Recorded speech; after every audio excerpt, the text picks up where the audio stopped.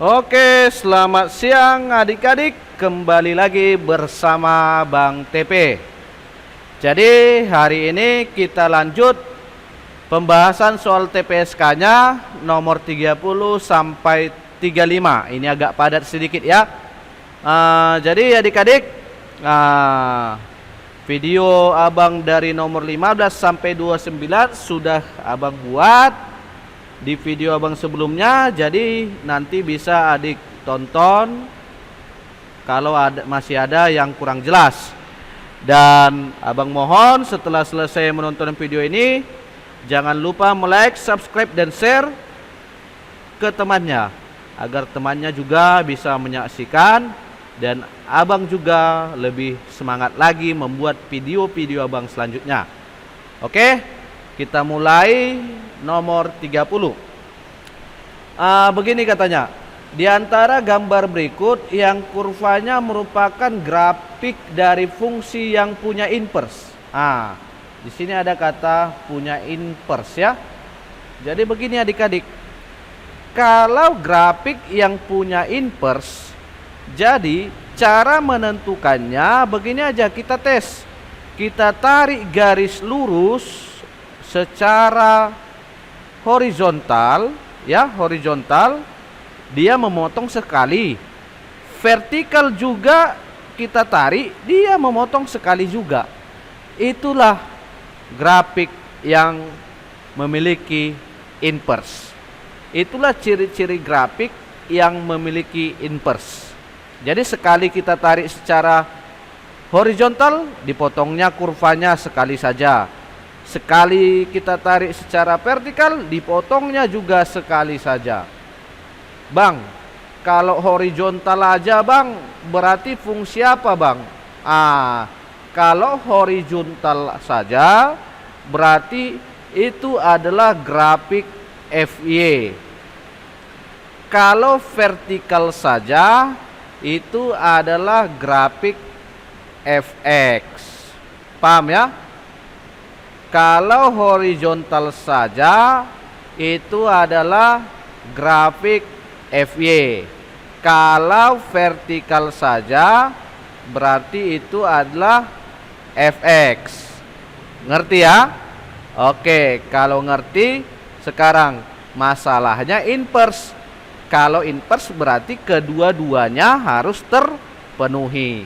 Coba kita tes. Yang pertama itu yang nomor 1. Kalau kita tarik secara horizontal, ternyata dia sudah memotong kurva sebanyak 3 kali. Berarti dia tidak memiliki inverse. Begitu juga nomor 2.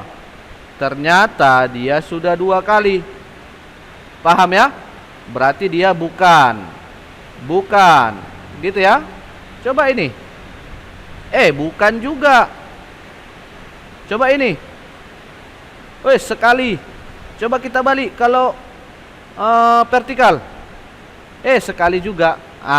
Berarti nomor 4 inilah yang memiliki inverse. Paham ya? Oke adik-adik, maka kalau 4 saja yang benar, jawabannya adalah dodol. Oke adik-adik, sekarang kita lanjut nomor 31. Kita lihat sama-sama. Begini katanya.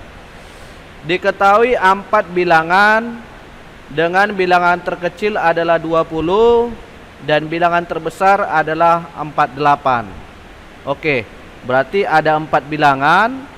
Bilangan terkecilnya 20, terus 2 di tengah, ya kan? Yang terbesar 48. Begini dia. Lalu katanya rata-rata hitung keempat bilangan tersebut tidak mungkin berapa. Oke, jadi katanya di sini rata-rata yang tidak mungkin ya. Oke. Kita tahu ini materi statistika. Karena di sini dikatakan 4 bilangan saja. Berarti boleh dong sama gitu ya. Boleh dong sama. Jadi karena boleh sama, berarti data ini bisa kita buat, kita simpulkan agar dia menghasilkan rata-rata terkecil, datanya harus kayak mana? Agar dia menghasilkan rata-rata terbesar, maka datanya harus kayak mana? Jadi di sini kita mainkan logika berpikir kita sedikit. Agar dia memiliki rata-rata terkecil, maka data yang belum ada harus sekecil-kecilnya. Tapi ingat, tetap harus mengikuti urutan. Oke. Jadi katanya tadi di sini 20, di sini 0, di sini 48. Agar dia memiliki rata-rata terkecil, maka data yang kosong ini harus kita ganti jadi bilangan berapa? Iya, betul. Kita ganti jadi bilangan yang terkecil, yaitu 20. Maka dari sini bisa kita simpulkan berapakah rata-ratanya ini? Rata-rata terkecil gitulah ya. Jadi masih ingat ya, rumus rata-rata itu adalah jumlahkan semua bagi banyak data. Kalau kita jumlahkan semua bagi banyak data, banyak datanya 4 gitu ya. Banyak datanya 4, jumlahkan aja dalam hati. 20, 20, 20, 60. 60 tambah 4, 108. Bagi 4. Berarti 108 bagi 4 sekitar 27. Inilah rata-rata terkecilnya. Sekarang rata-rata terbesar. Kalau rata-rata terbesar, maka data itu harus besar-besar, kan gitu dia kan? Maka data itu di sini tadi 20, di sini 0, sini 0, sini 48. Maka yang kosong ini kita buat bilangan sebesar-besarnya. Bilangan sebesar-besarnya yaitu harus 48. Kenapa 48 bang? Biar dia terurut. Paham ya? Maka dari sini kesimpulannya, berapakah rata-rata terbesarnya? Sama seperti ini, kita tambahkan semua lalu bagi 4. Tadi sudah abang tambahkan, cuman belum abang bagi ya. Jadi sekarang kita bagikan aja dalam hati. 20 bagi 4, 5. Ini bagi 4 sekitar 12. 12, 12, 12. 36 tambah 5 berarti 41. Gitu ya. Ini 12, 12, 12, 36 tambah 5, 41. Jadi artinya dek, rata-rata data kita ini rentangnya dari berapa sampai berapa?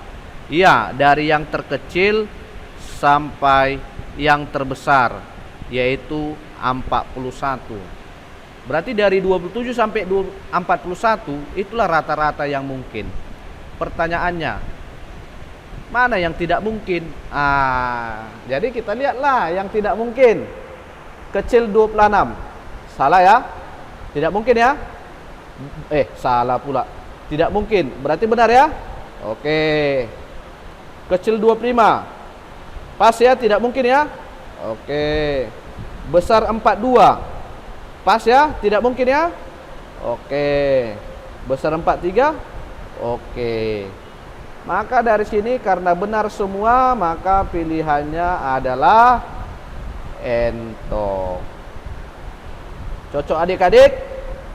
Oke, ya ginilah cara menentukannya. Jadi cara menentukannya, kita carilah kemungkinan rata-rata yang mungkin ya.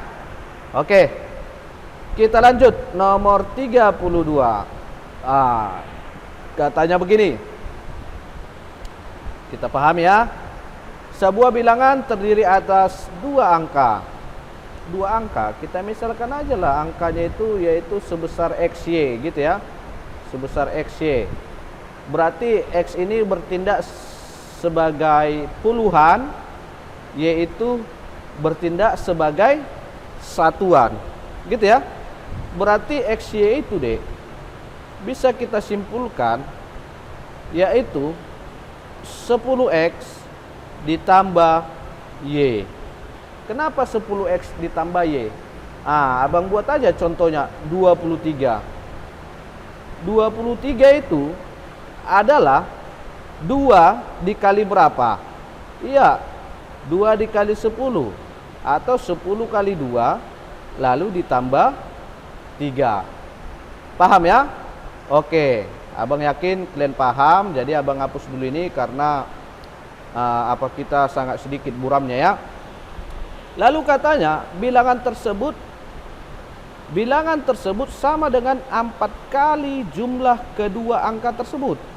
Nah, katanya XY itu adalah 4 kali jumlah kedua angkanya. Berarti ini.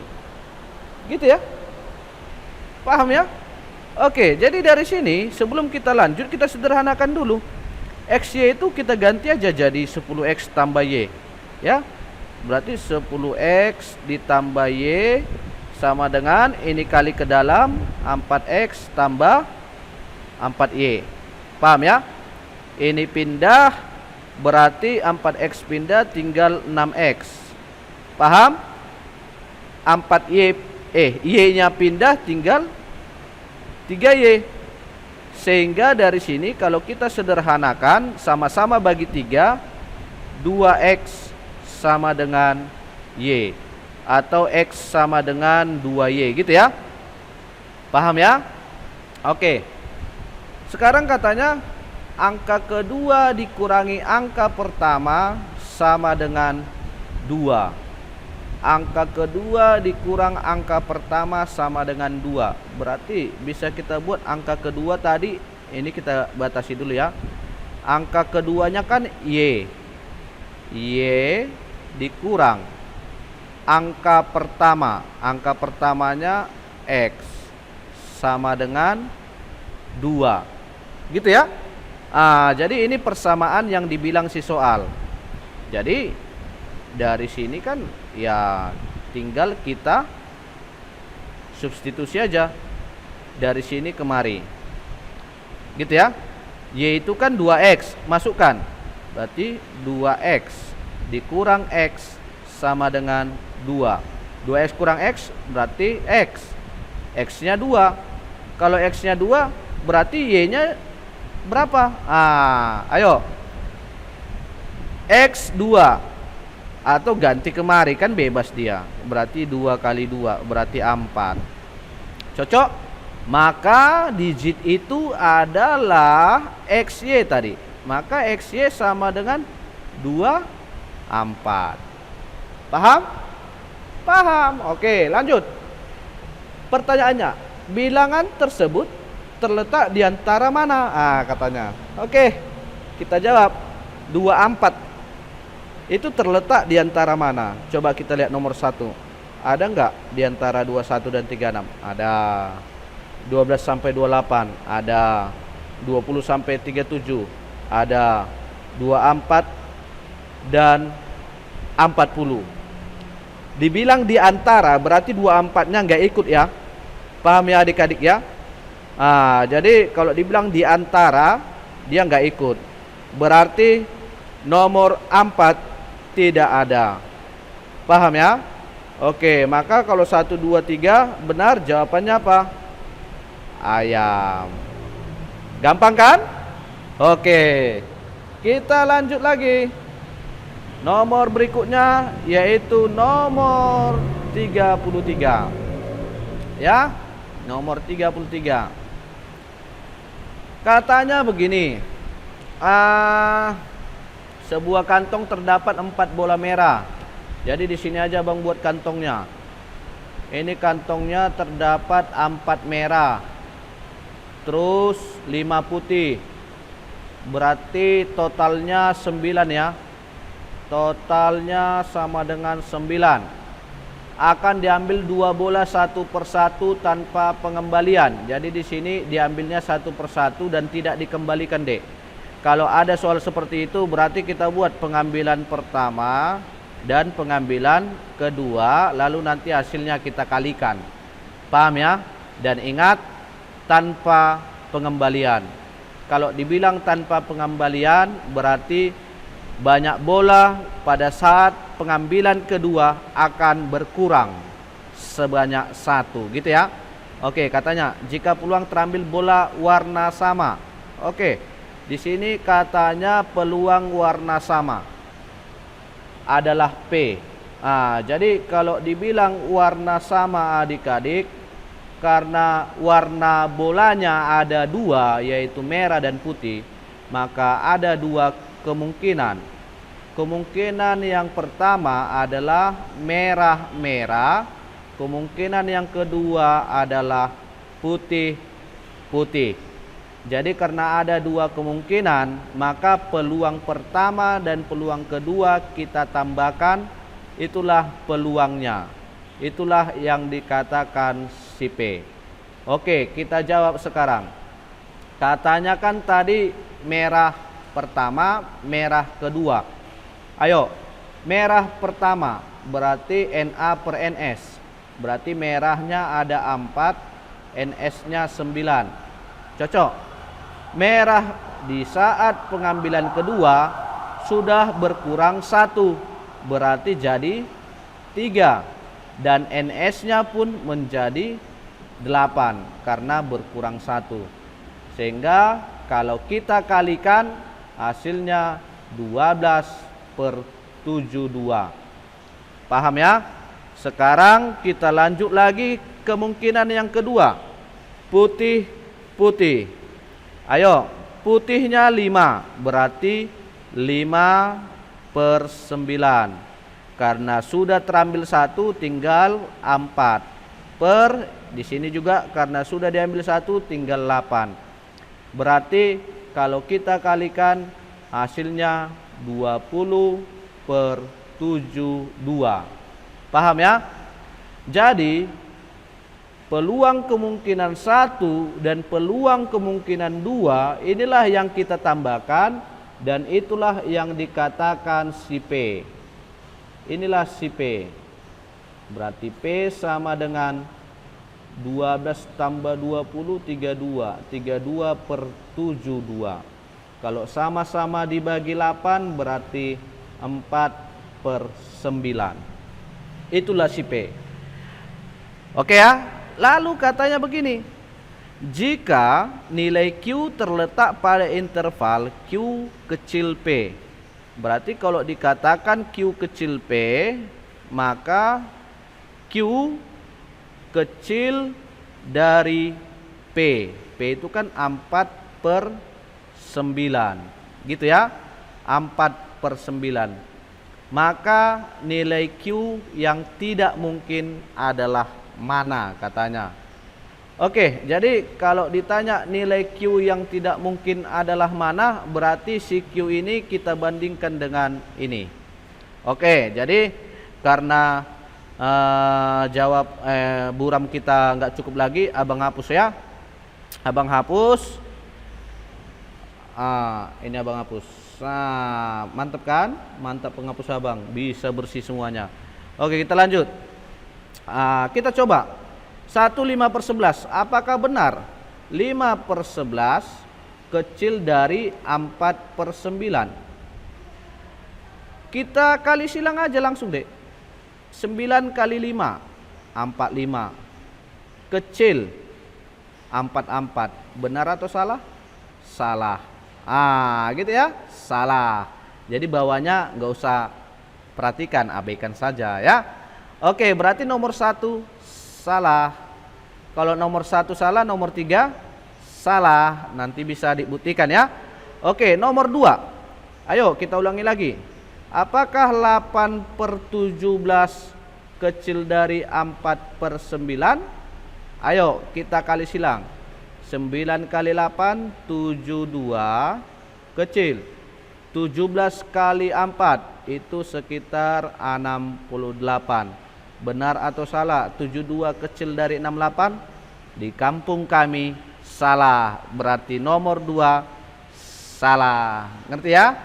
Sekarang kita tes nomor 3. Nomor 4. Ayo. Apakah 3/8 kecil dari 4/9? Abang yakin pasti benar. Ayo kita kali silang.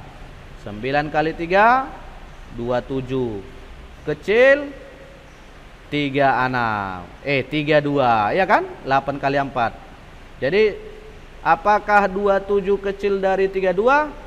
Yes, berarti nomor 4 benar. Maka kalau 4 aja benar, jawabannya apa? Dodol, ya. Dodol. Bisa? Bisa. Oke, kita lanjut nomor 34, ya. Kita naikkan dulu sedikit aja. Titik ini ini terletak pada sebuah garis lurus. Berarti 3 titik ini terletak pada sebuah garis. Jadi kalau abang gambarkan ini garis, ada 3 titik. Paham ya? Nah, ini disebut istilahnya kolinear, Dek. Kalau di dalam vektor ini yang sering. Oke.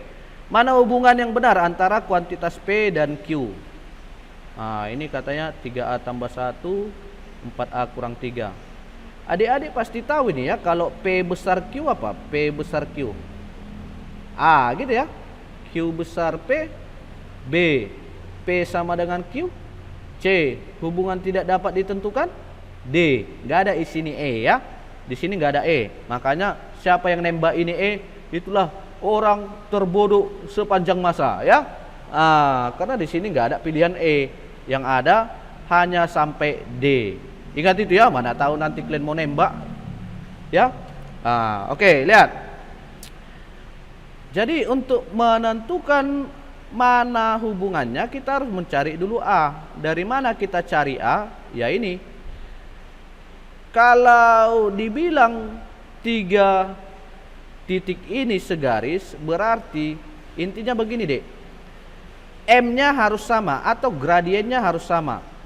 Ya, gradiennya harus sama. Entah siapapun itu, 2 titik yang kau hubungkan, gradiennya harus sama. Jadi kita membahasnya dari gradien. Jadi kalau abang nggak mau ribet, abang bahas ini dengan ini dengan ini. Gradiennya harus sama ya. Jadi abang buat M1 sama dengan M2. Cocok ya? Jadi masih ingat kalian rumus gradien? M itu adalah Y2 kurang Y1 per X2 kurang X1. Oke, kita bahas dulu untuk yang sebelah kiri. Ini X1, Y1, X2, Y2. Ayo masukkan ke rumus. Y2, 2 kurang 2A. Cocok ya? Per X2, min 1 kurang A tambah 5. Langsung aja ini ya. Berarti kurang A kurang 5 gitu ya. Oke, sama dengan M2. Ayo M2. Y2, ini Y2. 4 kurang 2 ya 2. Per 3 kurang minus 1 berarti 4. Cocok ya? Oke, kalau sudah cocok, sekarang ini bisa kita sederhanakan. Ini jadi 1/2. Oke, lalu kita kali silang. Ayo kita kali silang. 2 kali 2 kurang 2A berarti 4 kurang 4A sama dengan gitu ya. Ini kalikan Dek. Ini min 1 min A min 5. Min 1 min A min 5. Cocok ya? Kita pindahkan Dek. Min A pindah kemari jadi positif A, sehingga hasilnya jadi tinggal min 3A. Min 1 min 5 min A6. Ini pindah Dek, jadi min 4 lagi berarti min 10. Kalau kita kali negatif berarti 3A sama dengan 10, atau A nya 10/3. Cocok ya? Karena A nya sudah dapat Dek, sekarang coba kita bandingkan ya. 3A tambah 1. Ini tadi 3A 10 ya. 10 tambah 1 berapa?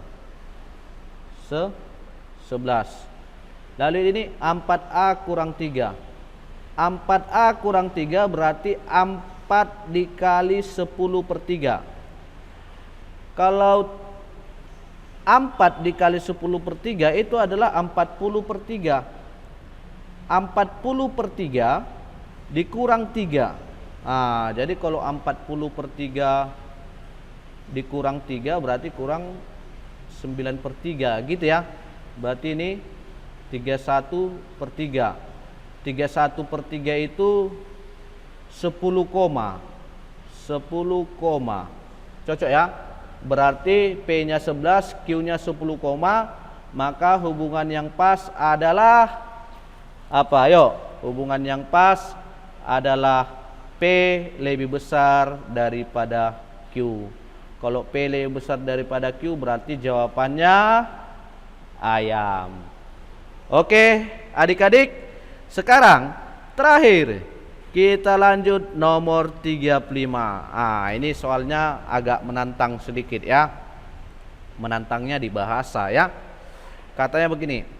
Jika panjang interval dari penyelesaian ini adalah 10. Ingat nggak kalian arti panjang interval?